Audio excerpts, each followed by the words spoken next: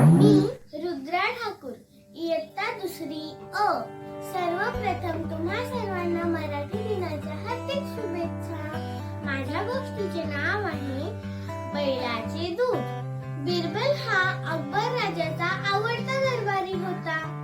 त्यामुळे काही दरबारी त्याचा हेवा करत असत. एके दिवशी एक दरबारी अकबर राजाला म्हणाला, महाराज, जर बिरबल खरंच बुद्धिमान आहे तर तो तुम्हाला बैलाचे दूध आणून देऊ शकतो का? हे ऐकताच अकबर राजाला राग आला व त्याने बिरबलाला बैलाचे दूध आणून देण्याचा आदेश दिला. सर्वांना हे माहित होतं, बैल दूध देत नाही. बिचारा बिरबल दरबारातून घरी निघून गेला. त्याला एक युक्ती सुचते.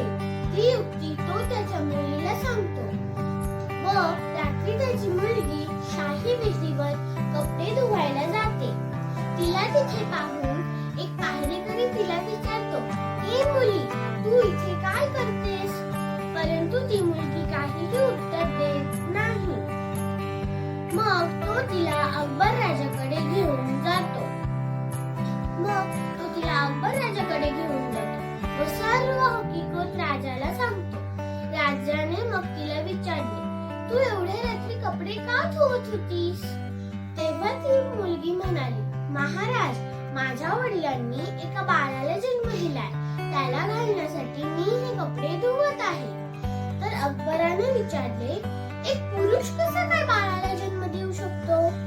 तिने उत्तर दिले, महाराज, जसं बैल दूध देऊ शकतो तसं एक पुरुष का नाही बाळाला जन्म देऊ शकत? अकबर राजाला कळून चुकले होते की ही नक्कीच बिरबल